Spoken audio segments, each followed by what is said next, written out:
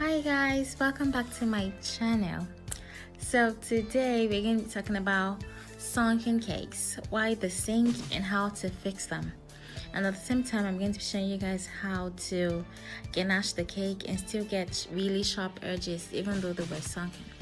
So the first thing we're going to do is cut our cakes into slices, and I'm going to show you guys how to fix the sunken parts without wasting any part of the cake. So first thing you do is cut out the top, like the overhanging part of the top of the cake, and then stuff it into the hole, like the sunken space in the middle of the cake. So I'm going to show you guys how to position this so it doesn't fall apart or so it doesn't break down. But before we go ahead, I'm going to tell you guys the reasons why cakes might sink in the middle.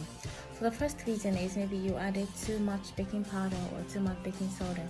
It means it rose to a particular point, and then at a point the volume of the flour and sugar and whatever it was you mixed together couldn't hold itself in place to stay there, so it sank in the middle because it was too soft in the middle. So another reason is maybe you added too much fluid. This happens to me usually when I bake vanilla cakes, especially vanilla cupcakes. Seriously, when you make cupcakes that look like that because you added too much whatever it was you added, just throw it away because nobody wants to eat that. There is no way of fixing it, and you don't want to give anybody's child that kind of cake to eat. So in the case of cupcakes, just dump them and make new ones. So the third reason is maybe you opened the oven too early.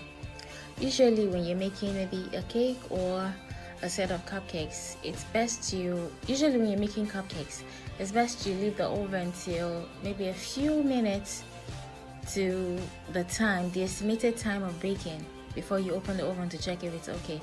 The same thing with cakes. You shouldn't just open your oven at any time, because every time you open the oven, you're letting out heat from the oven, and the point is to preserve the heat because it's the heat that bakes the cake. So if you let out heat, it means when you close back the oven has to reheat. I don't know if that makes sense. So now that we've sliced and stuffed our cakes, I'm going to show you guys how to position the cakes so they don't fall in the middle, or so it's not slanty or dented.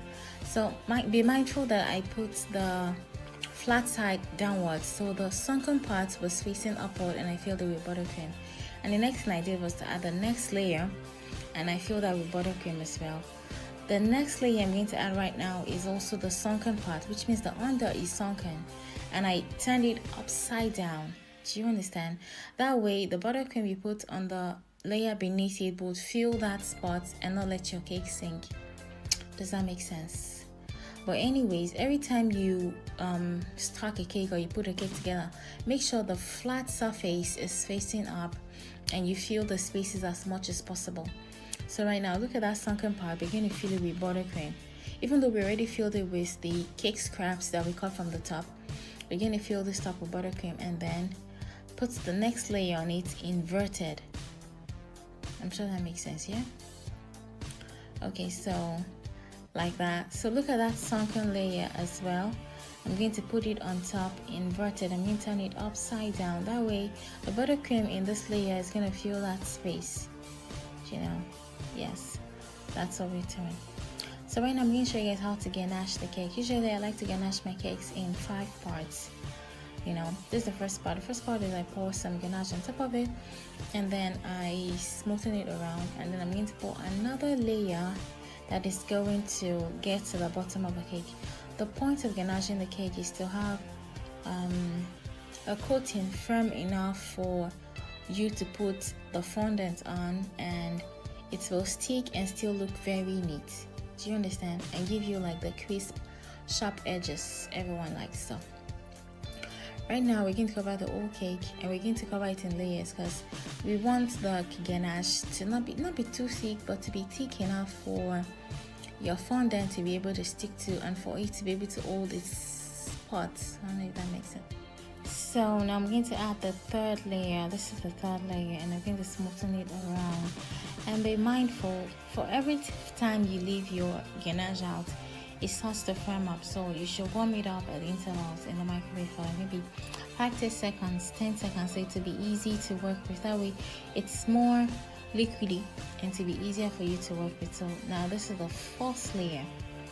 It is really easy. You just want, it's just like your layering makeup. I don't know if that makes sense.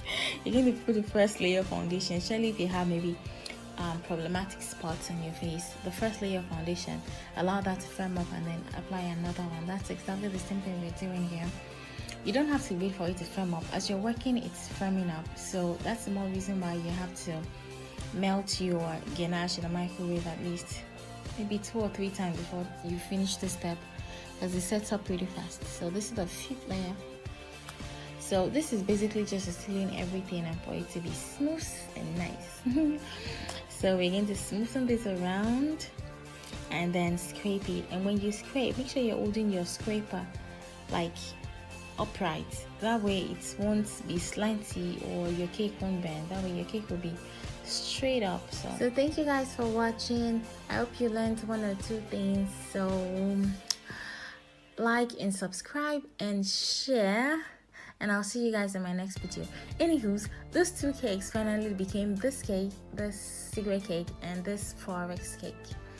Thank you guys. See you next time.